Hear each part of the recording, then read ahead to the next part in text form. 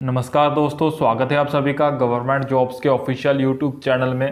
दोस्तों आज फिर से हम आप सभी के लिए लेकर आ गए हैं एक नई गवर्नमेंट वैकेंसी जो कि जारी की गई है आईआईटी कानपुर द्वारा।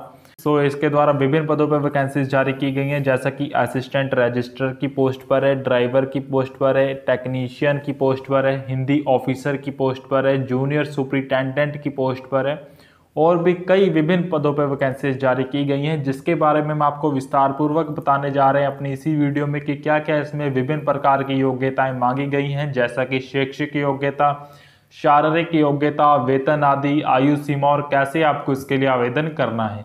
तो वीडियो के साथ आप एंड तक बने रहना। अगर चैनल पर नए आए हो तो चैनल को सब्सक्राइब कर देना, साथ इसके बेल आइकन जरूर दबा देना ताकि जो भी हम अपने चैनल पर नई गवर्नमेंट वैकेंसी लेकर आएँ उसका नोटिफिकेशन सबसे पहले आप तक पहुंच पाए। तो चलिए दोस्तों करते हैं वीडियो स्टार्ट।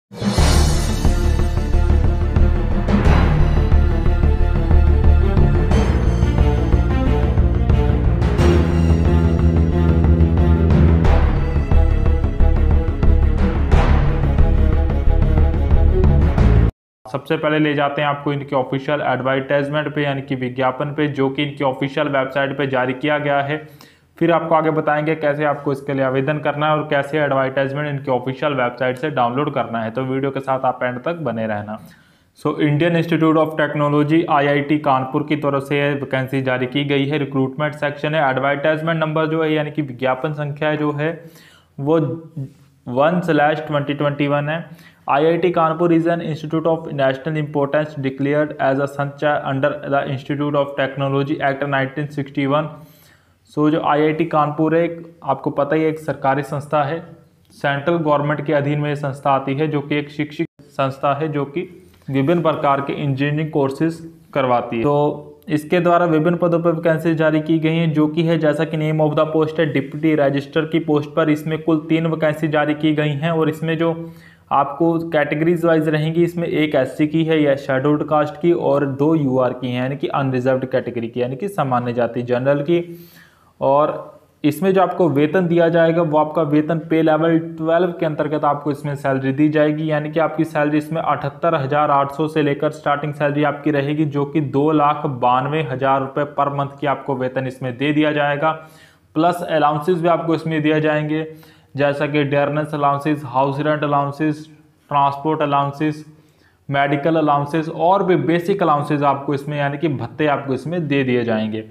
और प्लस आपकी जो सैलरी है अकॉर्डिंग टू एक्सपीरियंस प्रमोशंस के अकॉर्डिंग आगे भी आपकी बढ़ती रहेगी। नेक्स्ट पोस्ट की ओर बढ़ते हैं, जो PR किलकार सेंट्रल लाइब्रेरी की पोस्ट पर वैकेंसी जारी की गई। इसमें कुल एक ही वैकेंसी जारी की गई है, वो भी SC कास्ट के लिए, यानी कि शेड्यूल्ड कास्ट के लिए। इसमें आपको वेतन जो दिया जाएगा वो लेवल 10 के अंतर्गत दिया जाएगा। इसमें आपके 56,100 से लेकर 1,77,500 रुपये पर मंथ की सैलरी आपको इसमें दी जाएगी। और नेक्स्ट पोस्ट है जो असिस्टेंट रजिस्ट्रार की खाली पोस्ट है। इसमें कुल 8 वैकेंसी इस पोस्ट पे जारी की गई हैं, जिसमें से OBC की 3 है, अदर बैकवर्ड क्लासेस की और PWD यानी कि एक UR की है। और इसमें UR सिंपल की 3 हैं और एक EWS की है, यानी कि जो इकोनॉमिकल वीकर सेक्शन से जो आते हैं। नेक्स्ट पोस्ट है जो हिंदी ऑफिसर की। इसमें कुल एक ही वैकेंसी जारी की गई है, वो भी UR की है, सेम ही है। और नेक्स्ट पोस्ट है जो स्टूडेंट्स काउंसलर की। इसमें कुल एक ही वैकेंसी जारी की गई है, वो भी UR की, यानी कि सामान्य जाति अनरिजर्व्ड कैटेगरी की, यानी कि जनरल कैटेगरी की। और जो पोस्ट 5 तक जो रहने वाली हैं आपकी, पोस्ट 2 से लेकर पोस्ट 5 तक की जो भी विभिन्न पोस्टेज हैं, इनमें आपको सैलरी लेवल 10 के अंतर्गत दी जाएगी, यानी कि 56,100 से लेकर 1,77,500 रुपये पर मंथ का आपको वेतन इसमें सैलरी आपको इसमें दी जाएगी, प्लस अलाउंसेस भी। और आपकी salary according to experience promotions के आगे बढ़ती रहेगी।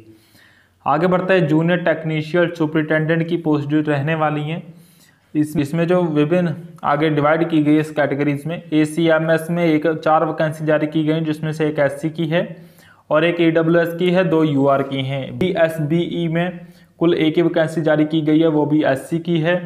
और कंप्यूटर सेंटर में कुल 3 वैकेंसी जारी की गई हैं, एक SC की है और एक UR की है, सॉरी, और एक PWD की है।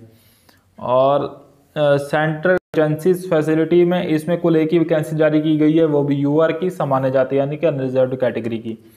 और सेंट्रल एक्सपेरिमेंटल एनिमल फैसिलिटी की एक ही वैकेंसी जारी की गई है, वो भी UR की। और अर्थ साइंस की एक ही वैकेंसी जारी की गई है, वो भी ओबीसी कैटेगरी की यानी कि अदर बैकवर्ड क्लासेस की। और जो जी है उसमें न्यू ऑफिस ऑटोमेशन में इसमें एक ही वैकेंसी जारी की गई है, वो भी यूआर की यानी कि सामान्य जाति की। तो ये तो थी सभी की सभी 7 नंबर पर जूनियर टेक्नीशियल सुपरिटेंडेंट में जो सभी आगे डिवाइड करके, और इस सभी में आपको लेवल 6 के अंतर्गत सैलरी दी जाएगी यानी कि 35,400 से लेकर 1,12,400 रुपये पर मंथ का आपको इसमें सैलरी दी जाएगी, प्लस अलाउंसेस भी आपको इसमें दिए जाएंगे। और जो आगे पोस्ट की ओर बढ़ते हैं, पोस्ट जो 8वें नंबर पर junior superintendent centre for nano sciences की पोस्ट पर, इसमें कुल एक ही वैकेंसी जारी की गई है, वो भी यूआर की यानी कि अनरिजर्व्ड जनरल की। आगे बढ़ते हैं, नेक्स्ट पोस्ट है जो जूनियर सुपरिटेंडेंट की, इसमें कुल 14 वैकेंसी जारी की गई, जिसमें से एक एससी की है, एक एसटी की है, एक ओबीसी की है, एक पीडब्ल्यूडी की है, दो ईडब्ल्यूएस की है यानी कि इकोनॉमिकली वीकर सेक्शन से जो आने वाले अभ्यर्थी हैं, और 8 यूआर की यानी कि अनरिजर्व्ड यानी कि सामान्य जाति की। सो कुल मिलाकर इसमें 14 वैकेंसी इस पोस्ट पे। जो नेक्स्ट पोस्ट है जो 10वें नंबर पे फिजिकल ट्रेनिंग इंस्ट्रक्टर की पोस्ट पर 4 वैकेंसी जारी की गई हैं, 2 यूआर की हैं अनरिजर्व्ड कैटेगरी की, एक ओबीसी की है और एक एससी की है। और इसमें आपको जो सैलरी आपको दी जाएगी वो 6 नंबर से लेकर 10 नंबर तक की जो भी पोस्टेज हैं इसमें आपको सैलरी सेम ही दी जाएगी। 35,400 से लेकर लेवल 6 के अंतर्गत जो आती है 1,12,400 रुपये आपको इसमें दे दी जाएगी, प्लस अलाउंसेज भी आपको इसमें दिए जाएंगे। और जो आगे बढ़ता है नेक्स्ट पोस्ट की वैकेंसी की, और जूनियर टेक्नीशियन की पोस्ट है, इसमें भी आपको आगे कैटेगरीज वाइज डिवाइड की गई है, जो कि 11 नंबर पे है। इसमें एसीएमएस में आपको 4 वैकेंसी जारी की गई हैं, कैटेगरीज वाइज है तो 3 यूआर की हैं और एक एससी की है। और सेंटर फॉर नैनो साइंसेज में इसमें एक ही वैकेंसी जारी की गई है, वो भी यूआर की है। नेक्स्ट पोस्ट है सेंट्रल एक्सपेरिमेंटल एनिमल फैसिलिटी की, इसमें कुल एक ही वैकेंसी जारी की गई है, वो भी यूआर की है। केमिस्ट्री में 5 वैकेंसी जारी की गई हैं, 2 यूआर की हैं और 2 एससी की हैं और एक ईडब्ल्यूएस की है। और सीएससी में एक ही वैकेंसी जारी की गई, वो भी एससी की है। अर्थ साइंसेस में इसमें कुल 3 वैकेंसी जारी की गई, एक यूआर की है, एक ईडब्ल्यूएस की है, एक पीडब्ल्यूडी की है। सस्टेनेबल एनर्जी इंजीनियरिंग में 2 वैकेंसी जारी की गई हैं, एक यूआर की है और एक ओबीसी की है। और जो नेक्स्ट पोस्ट है 12 नंबर पर जूनियर असिस्टेंट की है, इसमें आपको 31 वैकेंसी इस पर जारी की गई हैं, जिसमें से 10 यूआर की हैं जूनियर असिस्टेंट की पोस्ट पर और 4 ईडब्ल्यूएस की हैं इकोनॉमिकल वीकर सेक्शन से जो आने वाले अभ्यर्थी हैं, और 10 ओबीसी की हैं अदर बैकवर्ड क्लासेस से जो आते हैं, और एक एसटी की है और एक 4 एससी की हैं। और इसमें एक पीडब्ल्यूडी जो यूआर कैटेगरी से आते हैं और एक पीडब्ल्यूडी यानी कि यूआर कैटेगरी से आते हैं और जो वीएच हैं जिन्हें। सो जो नेक्स्ट पोस्ट है 13 नंबर पे ड्राइवर ग्रेड 2 की पोस्ट है, इसमें कुल एक वैकेंसी जारी की गई है, वो भी यूआर की है यानी कि सामान्य जाति की। सो कुल मिलाकर इसमें जो 11 नंबर से 30 नंबर तक की जो भी पोस्टेज रहने वाली हैं, इनमें आपको जो सैलरी दे दी जाएगी वो 21,700 से लेकर 69,100 रुपये, जो कि लेवल 3 के अंतर्गत आती हैं।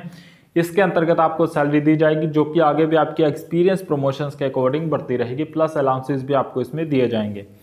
सो कुल मिलाकर आपको इसमें टोटल बताएं तो टोटल इसमें जो वैकेंसी जारी की गई हैं, सो टोटल इसमें 95 पोस्ट इस पे यानी कि कुल 95 पदों पर वैकेंसीज जारी की गई हैं, जो कि कैटेगरीज वाइज आपका बताएं सभी टोटल ऐड करके सभी की, तो 15 इसमें एससी की पोस्टेज जारी की गई हैं और 2 एसटी की जारी की गई हैं और 17 ओबीसी की जारी की गई हैं, 6 पीडब्ल्यूडी की जारी की गई हैं, 10 ईडब्ल्यूएस की जारी की गई हैं इकोनॉमिकल वीकर सेक्शन से जो आने वाले अभ्यर्थी हैं उनकी, 45 यूआर के यानी कि अनरिजर्व्ड यानी कि सामान्य जाति की जनरल कैटेगरी की। सो कुल मिलाकर इसमें एडवर्टाइजमेंट के जरिए 95 पोस्टेज पर वैकेंसी जारी की गई हैं। और नीचे आपको बता रखे हैं अलाउंसेज आपको क्या क्या इसमें दिए जाएंगे, जो कि ट्रांसपोर्ट अलाउंसेज हैं, डेयरनेस अलाउंसेज हैं, एचआरए यानी कि हाउस रेंट अलाउंसेज हैं, एनपीएस भी आपको इसमें दिया जाएगा, एनपीएस एम्प्लॉयर्स कंट्रीब्यूशन योगदान जो रह चुका है, मेडिकल आपको इसमें दिया जाएगा, एलटीसी भी आपको दिया जाएगा, चिल्ड्रन एजुकेशन अलाउंसेज भी आपको इसमें दिया जाएगा, जो कि गवर्नमेंट अलाउंसेज के अंतर्गत आते हैं। आपको इसमें जो एज लिमिट रहने वाली है वो आपकी सो जो नंबर ए की पोस्ट है उसमें आपको 21 से 50 साल तक के एज लिमिट है, जो इसमें 21 से 50 साल तक के अभ्यर्थी इस पोस्ट की वैकेंसी के लिए अप्लाई कर सकते हैं। और जो नंबर 2 से 5 तक की पोस्टेज हैं, यानी कि 2 नंबर से 5 तक की जो पोस्टेज हैं, उसके लिए 21 से 45 साल तक के अभ्यर्थी इस पोस्ट की वैकेंसी के लिए अप्लाई कर सकते हैं। और जो नंबर 6 से 10 तक की पोस्टेज हैं, उनके लिए 21 से 35 साल तक के अभ्यर्थी इस पोस्ट इन विभिन्न पदों की वैकेंसी के लिए अप्लाई कर सकते हैं। और जो नंबर 11 से 13 नंबर तक की वैकेंसीज हैं, उनके लिए 21 से 30 ईयर्स तक के अभ्यर्थी इन विभिन्न पोस्ट्स की वैकेंसी के लिए अप्लाई कर सकते हैं। और इस आगे बढ़ते हैं इनकी शैक्षिक योग्यताओं की ओर कि क्या क्या इसमें विभिन्न प्रकार की योग्यताएं मांगी गई हैं। तो शैक्षिक योग्यता है, तो इनमें जो पहली पोस्ट है डेप्यूटी रजिस्टर की पोस्ट है, इसमें जो शैक्षिक योग्यता मांगी गई है वो आपके पास मास्टर डिग्री होनी चाहिए न्यूनतम 55% अंकों के साथ, और किसी मान्यता प्राप्त यूनिवर्सिटी द्वारा न्यूनतम 5 साल का आपके पास एक्सपीरियंस इसमें होना चाहिए। जो नेक्स्ट पोस्ट है पोस्ट असिस्टेंट रजिस्टर की लाइब्रेरी की पोस्ट है, इसमें मास्टर डिग्री मांगी गई। शैक्षिक योग्यता और न्यूनतम 55% अंकों के साथ आपके पास होनी चाहिए। किसी मान्यता प्राप्त यूनिवर्सिटी द्वारा आपके पास न्यूनतम 8 साल का एक्सपीरियंस इसमें होना चाहिए। डिज़ायरेबल है, कोई ज़रूरी नहीं है, कंपलसरी नहीं है। जो इसेंशियल है यानी कि कंपलसरी आपके पास होना चाहिए वो मास्टर डिग्री होनी चाहिए, 55% अंकों के साथ होनी चाहिए इसमें जो इसेंशियल मांगा गया है। नेक्स्ट पोस्ट है जो असिस्टेंट रजिस्टर की पोस्ट है, इसमें मास्टर डिग्री मांगी गई है न्यूनतम 55% अंकों के साथ, और साथ ही आपके पास इसमें गुड एकेडमिक रिकॉर्ड आपका इसमें अच्छा खासा होना चाहिए, जो कि इसेंशियल है। डिज़ायरेबल में अगर आपको देखें तो मिनिमम 8 साल का इसमें एक्सपीरियंस मांगा गया है अकाउंटिंग से, ऑडिटिंग, फाइनेंशियल से रिलेटेड। जो नेक्स्ट पोस्ट है उसमें जो शिक्षक योग्यता मांगी गई है हिंदी ऑफिसर की पोस्ट में, इसमें मास्टर डिग्री मांगी गई है न्यूनतम 55% अंकों के साथ। किसी मान्यता प्राप्त यूनिवर्सिटी द्वारा हिंदी और इंग्लिश आपका एज अ डिग्री लेवल में सब्जेक्ट होना कंपलसरी है, और या फिर आपके पास मास्टर डिग्री होनी चाहिए न्यूनतम 55% अंकों के साथ किसी मान्यता प्राप्त यूनिवर्सिटी द्वारा इंग्लिश और Hindi as a degree level. आपके इसमें सेम ही 55% अंकों के साथ मास्टर डिग्री मांगी गई है, चाहे वो किसी भी स्ट्रीम में हो, कॉमर्स, आर्ट्स या फिर साइंस में। न्यूनतम 55% अंक आपके पास होने चाहिए, और इंग्लिश और Hindi as a main subject आपका डिग्री में होना चाहिए ग्रेजुएट लेवल में। जो आगे बढ़ता है नेक्स्ट पोस्ट की एजुकेशन क्वालिफिकेशंस की ओर, जो कि है काउंसलर की पोस्ट है, तो इसमें आपके पास मास्टर ऑफ फिलोसफी में मांगी गई है, क्लिनिकल फिजियोलॉजी में फर्स्ट क्लास, और या फिर आपके पास एमए होनी चाहिए फिजियोलॉजी में, क्लिनिकल फिजियोलॉजी में विद 1 फर्स्ट क्लास होनी चाहिए, और 3 साल का आपके पास न्यूनतम एक्सपीरियंस होना चाहिए। इन दोनों में से कोई एक शैक्षिक योग्यता आपके पास होनी चाहिए। आगे बढ़ता है नेक्स्ट पोस्ट की वैकेंसी शैक्षिक योग्यता की ओर, जो कि जूनियर टेक्नीशियल सुपरिटेंडेंट ट्रांसलेटर की पोस्ट है। इसमें मास्टर डिग्री मांगी गई है, किसी मान्यता प्राप्त यूनिवर्सिटी द्वारा हिंदी और इंग्लिश में आपका एज अ सब्जेक्ट मेन होने चाहिए आपके पास डिग्री लेवल में, विद न्यूनतम 1 ईयर का आपके पास एक्सपीरियंस इसमें होना चाहिए। आपको नॉलेज होनी चाहिए इसमें कंप्यूटर एप्लीकेशंस की एज अ बेसिक। इसमें कोई भी कंप्यूटर कोर्स सर्टिफिकेट नहीं मांगा गया, पर आपके पास बेसिक कंप्यूटर नॉलेज होनी चाहिए। टाइपिंग स्पीड आपकी इसमें अच्छी खासी हिंदी में होनी चाहिए। आगे बढ़ता है नेक्स्ट पोस्ट की एजुकेशन क्वालिफिकेशंस की ओर, जो कि है advanced centre for materials science ACMS में। इसमें जो शैक्षिक योग्यता MSc मांगी गई आपके पास फिजिक्स में होनी चाहिए, BTech होनी चाहिए, MBA होनी चाहिए इंजीनियरिंग में, जो कि मटेरियल साइंस में होनी चाहिए, या फिर मेट्रोलॉजिकल में होनी चाहिए, या फिर मैकेनिकल में होनी चाहिए, या फिर इंस्ट्रूमेंट्स में होनी चाहिए, या फिर इलेक्ट्रीशियन में होनी चाहिए, या फिर इलेक्ट्रॉनिक्स में होनी चाहिए, या फिर कंप्यूटर साइंस में होनी चाहिए। इन्हीं रेलिवेंट डिसिप्लिन के हिसाब से आपको इसी से रिलेटेड आपके पास होनी चाहिए मास्टर डिग्री MSc में, या फिर MSc फिजिक्स में, या फिर BTech होनी चाहिए, या फिर BA होनी चाहिए। और या फिर आपके पास और लगा हुआ है, या फिर आपके पास BSc होनी चाहिए फिजिक्स में, न्यूनतम 2 साल का आपके पास एक्सपीरियंस होना चाहिए, और या फिर आपके पास डिप्लोमा होना चाहिए इंजीनियरिंग में, मटेरियल साइंस में, या फिर मैकेनिकल में, इंस्ट्रूमेंटेशन में। इन विभिन्न शैक्षिक योग्यता में से कोई एक आपके पास इसमें होनी कंपलसरी है, अनिवार्य है। आगे बढ़ते हैं नेक्स्ट पोस्ट की एजुकेशन क्वालिफिकेशंस की ओर। कंप्यूटर सेंटर की पोस्ट है, इसमें आपकी जो शैक्षिक योग्यता मांगी गई है वो आपके पास BTech होनी चाहिए, या फिर BE होनी चाहिए, या फिर CSC होनी चाहिए, या फिर IT होनी चाहिए, विद न्यूनतम 3 साल का एक्सपीरियंस आपके पास होना चाहिए, और या फिर MCA होनी चाहिए, 5 साल का आपके पास मास्टर ऑफ कंप्यूटर एप्लीकेशन होना चाहिए, या फिर और साथ ही आपके पास 5 साल का एक्सपीरियंस होना चाहिए विंडोज सिस्टम से रिलेटेड, और या फिर आपके पास BTech होनी चाहिए, या फिर BE होनी चाहिए, इन CSE में, IT विद न्यूनतम 3 साल का एक्सपीरियंस होना चाहिए, और या फिर आपके पास MCA होनी चाहिए 5 साल के सेम ही आपके पास एक्सपीरियंस होना चाहिए in diverse field experience in providing IT support in corporate as well as IIT और other technical institute of higher education. So in विभिन्न शैक्षिक योग्यताओं में से कोई एक आपके पास होनी कंपलसरी है, यानी कि अनिवार्य है। आगे बढ़ते हैं नेक्स्ट पोस्ट शैक्षिक योग्यता की ओर, जो कि फिजिक्स में CCF सेंटर क्रायोजेंसिस फैसिलिटी में। इसमें क्वालिफिकेशन MSc मांगी गई है फिजिक्स में, और या फिर BTech में, और या फिर BE होनी चाहिए आपके पास मैकेनिकल इंजीनियरिंग में या फिर इलेक्ट्रिकल इंजीनियरिंग में, और या फिर आपके पास BSc होनी चाहिए फिजिक्स में, न्यूनतम 2 साल का आपके पास एक्सपीरियंस होना चाहिए, और या फिर आपके पास डिप्लोमा होना चाहिए मैकेनिकल इंजीनियरिंग में या फिर इलेक्ट्रिकल इंजीनियरिंग में, न्यूनतम 3 साल का आपके पास एक्सपीरियंस होना चाहिए। सो इन विभिन्न प्रकार की शैक्षिक योग्यताओं में से कोई एक आपके पास होनी कंपलसरी है, यानी कि अनिवार्य है। आगे बढ़ता है नेक्स्ट पोस्ट के एजुकेशन क्वालिफिकेशंस की ओर, जो कि सेंट्रल एक्सपेरिमेंटल एनिमल फैसिलिटी की पोस्ट पर। इसमें आपके पास बैचलर डिग्री होनी चाहिए, न्यूनतम 4 साल की वेटरनरी साइंस में, किसी मान्यता प्राप्त यूनिवर्सिटी या फिर इंस्टीट्यूट द्वारा 1 साल का आपके पास एक्सपीरियंस इसमें होना चाहिए, वर्क एक्सपीरियंस। नेक्स्ट पोस्ट है जो डिपार्टमेंटल ऑफ अर्थ साइंसेज में। इसमें आपके पास MSc होनी चाहिए या फिर BTech होनी चाहिए या फिर BE होनी चाहिए जियोलॉजी में या फिर अर्थ साइंस में। One should have hands on experience at least 2 years related और टू स्टेट ऑन आर्ट। सो आपके पास इसमें 2 साल का न्यूनतम एक्सपीरियंस भी होना चाहिए। आगे बढ़ता है नेक्स्ट पोस्ट की वैकेंसी की एजुकेशन क्वालिफिकेशंस की ओर, जो कि है न्यू ऑफिस ऑटोमेशन की पोस्ट पर। इसमें आपके पास BTech होनी चाहिए या फिर BE होनी चाहिए या फिर CSE होनी चाहिए, IT में विद 1 years एक्सपीरियंस होना चाहिए, या फिर आपके पास MSc होनी चाहिए। और जो नेक्स्ट पोस्ट है जूनियर सुपरिटेंडेंट की, इसमें आपके पास मास्टर डिग्री मांगी गई है, न्यूनतम 5 साल का आपके पास इसमें एक्सपीरियंस होना चाहिए, और या फिर आपके पास बैचलर डिग्री होनी चाहिए, न्यूनतम 7 साल का आपके पास इस बैचलर डिग्री पे एक्सपीरियंस होना चाहिए। सो इन दोनों शैक्षिक योग्यताओं में से कोई एक आपके पास होनी अनिवार्य है, यानी कि कंपलसरी है। आगे बढ़ते हैं नेक्स्ट पोस्ट की एजुकेशन क्वालिफिकेशंस की ओर, जो कि फिजिकल ट्रेनिंग इंस्ट्रक्टर की पोस्ट पर। इसमें बैचलर डिग्री आपके पास होनी चाहिए फिजिकल एजुकेशन में, साथ ही आपके पास डिप्लोमा होना चाहिए कोचिंग फ्रॉम रेपुटेटेड इंस्टीट्यूशन में आपके पास होना चाहिए, या जैसा कि NIS पटियाला के द्वारा या फिर NSSC बेंगलोर द्वारा या फिर NSCEC कोलकाता द्वारा। यानी कि इसमें आपके पास बैचलर डिग्री मांगी गई फिजिकल एजुकेशन में, साथ ही आपके पास डिप्लोमा होना चाहिए कोचिंग में, और या फिर आपके पास मास्टर डिग्री होनी चाहिए फिजिकल एजुकेशन में। 2 साल का आपके पास कोर्स होना चाहिए मास्टर डिग्री का, और साथ ही आपके पास 2 विद पोस्ट मास्टर डिग्री 4 साल का आपके पास इसमें एक्सपीरियंस होना चाहिए। सो इन दोनों शिक्षक योग्यताओं में से कोई एक आपके पास होनी कंपलसरी है। आगे बढ़ते हैं नेक्स्ट पोस्ट के एजुकेशन क्वालिफिकेशंस की ओर, जो कि जूनियर टेक्नीशियन JT की। इसमें आपके पास जो शैक्षिक योग्यता बैचलर डिग्री मांगी गई है किसी मान्यता प्राप्त यूनिवर्सिटी द्वारा, और या फिर आपके पास डिप्लोमा होना चाहिए इंजीनियरिंग में, न्यूनतम 5 साल का आपके पास एक्सपीरियंस होना चाहिए। सो इन दोनों शैक्षिक योग्यताओं में से कोई एक आपके पास होनी कंपलसरी है।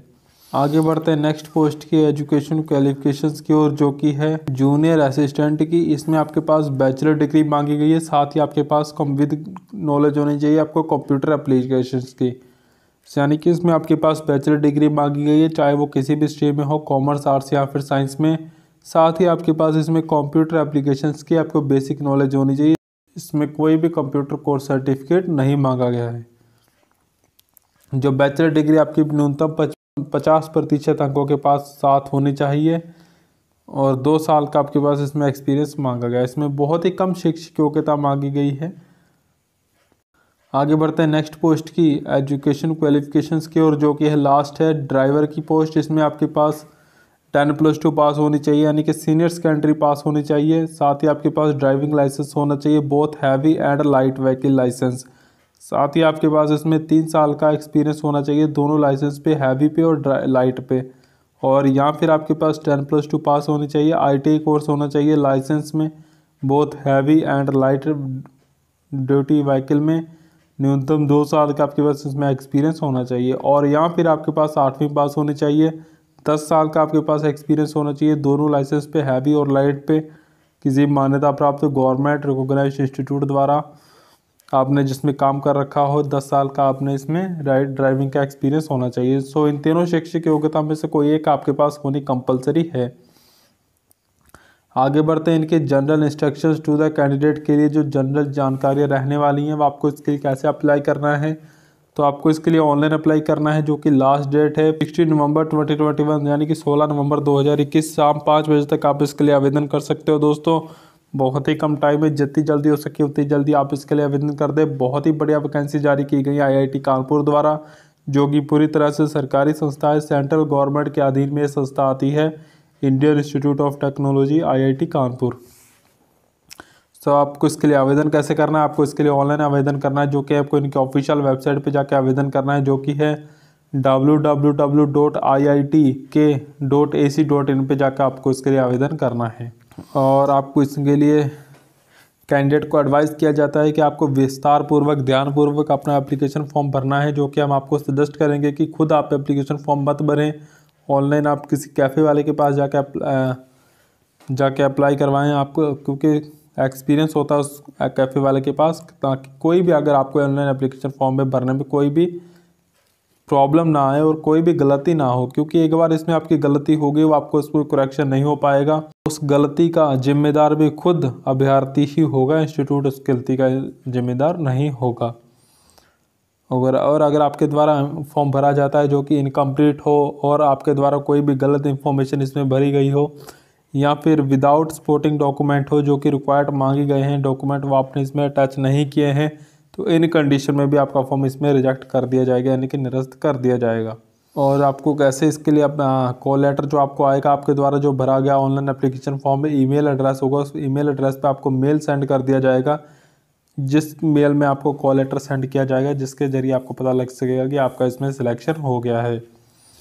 और अगर आप SC ST OBC कैटेगरी से बिलोंग करते हो तो आपको इसमें कास्ट सर्टिफिकेट अपना इसमें अटैच करना होगा, ताकि अगर कोई भी आपको आरक्षण हो तो वो आपको इसमें मिल सके। और आपका इसमें सिलेक्शन जो होगा वो रिटन टेस्ट और का इसमें प्रेजेंटेशन सेमिनार होगा, जिसके अकॉर्डिंग आपका इसमें सिलेक्शन होना है।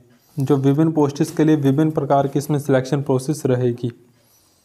और आपकी जो एप्लीकेशन फ़ीस रहेगी, आपको ऑनलाइन एप्लीकेशन फॉर्म फीस जमा करनी है, जो कि क्रेडिट कार्ड या डेबिट कार्ड या नेट बैंकिंग के थ्रू आप इसे जमा कर सकते हो, जो कि पोस्टेज वाइज रहेंगी। नंबर 1 से लेकर जो 5 तक की पोस्टेज हैं उनके लिए आपको इसमें 500 रुपये अदा करने होंगे ईच पोस्ट के लिए। अगर आप एक पोस्ट के लिए अप्लाई कर रहे हो, वो भी नंबर 1 से लेकर 5 तक की पोस्टेज हैं अगर, तो ग्रुप A की पोस्टेज हैं। और अगर आप ग्रुप B और C की पोस्टेज के लिए अप्लाई कर रहे हो, जो कि ग्रुप SR नंबर है 6 से 13 तक के बीच में आती हैं, जो जिनके लिए आपको इसमें ईच पोस्ट के लिए आपको 250 रुपये इसमें जमा करने होंगे। फीस जो रहेगी आपकी नॉन रिफंडेबल रहेगी, आपने जमा कर दी दोबारा आपको नहीं मिल पाएगी। और अगर आप SC ST PWD और फीमेल कैंडिडेट हैं तो आपको इसमें कोई भी किसी प्रकार का एप्लीकेशन फ़ीस जमा नहीं करनी है। तो चलिए दोस्तों आगे आपको बताते हैं कैसे आपको इसके लिए आवेदन करना है। तो दोनों ही लिंक हमने अपनी इसी वीडियो के नीचे डिस्क्रिप्शन बॉक्स में दे रखे हैं, इनके ऑनलाइन एप्लीकेशन फॉर्म का भी और साथ ही एडवर्टाइजमेंट का, विज्ञापन का, जो कि हमने आपको अभी दिखाया है। अगर आप एडवर्टाइजमेंट वाले लिंक पे क्लिक करोगे तो वो लिंक आपको सीधे इनकी ऑफिशियल वेबसाइट पे ले जाएगा, जहां पे आप जाके डायरेक्टली एडवर्टाइजमेंट यानी कि विज्ञापन डाउनलोड करके विस्तार पूर्वक देख के समझ के फिर आप इसके लिए आवेदन करें, ताकि कोई भी आपके द्वारा जो ऑनलाइन एप्लीकेशन फॉर्म भरा हो उसमें कोई भी आपके द्वारा गलती ना हो सके। और अगर आप ऑनलाइन एप्लीकेशन फॉर्म के लिंक पे क्लिक करोगे तो वो लिंक आपको सीधा इनकी ऑफिशियल वेबसाइट के ऑनलाइन पोर्टल पर ले जाएगा, जहां पे आप जाके directly online application form fill up कर सकते हो। तो आशा करते हैं दोस्तों आज की वीडियो आप सभी को बढ़िया लगी होगी। तो जो भी फ्रेंड्स हमारे चैनल पर नए आए हों, चैनल को सब्सक्राइब कर दें, साथ उसके बेल आइकन जरूर दबा दें, ताकि जो भी हम अपने चैनल पर नई गवर्नमेंट वैकेंसी लेकर आएँ उसका नोटिफिकेशन सबसे पहले आप तक पहुँच पाए।